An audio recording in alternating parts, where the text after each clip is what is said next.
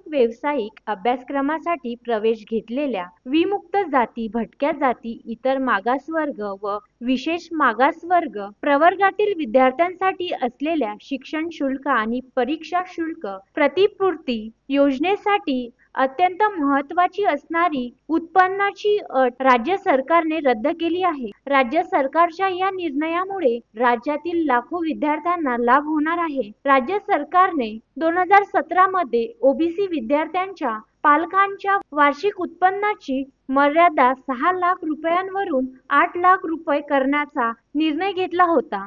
2017-2018 या शैक्षणिक वर्षापासून राज्यातील शासकीय, अशासकीय, अनुदानातील व शासनमान्य खासगी विनाअनुदानित व कायम विनाअनुदानित महाविद्यालये, तंत्रनिकेतने व शासकीय विद्यापीठात विनाअनुदानित तत्वांवर सुरू झालेल्या निवडक अभ्यासक्रमासाठी प्रवेश घेतलेल्या विमुक्त जाती, भटक्या जाती, इतर मागासवर्गीय व विशेष मागासवर्गीय प्रवर्गातील विद्यार्थ्यांसाठी शैक्षणिक शुल्क प्रतिपूर्ती योजनेअंतर्गत पालकांची उत्पन्न मर्यादा 6 लाखाऐवजी 8 लाख करण्यास राज्य सरकारने मान्यता दिली होती। पण आता पालकांच्या वार्षिक उत्पन्नाची अट रद्द करण्याचा निर्णय राज्य सरकारने मंगळवारी जाहीर केला। राज्य शासनाच्या नव्या निर्णयानुसार विमुक्त जाती, भटक्या जाती, इतर मागासवर्गीय व विशेष मागासवर्गीय प्रवर्गातील विद्यार्थ्यांसाठी असणारी शिक्षण शुल्क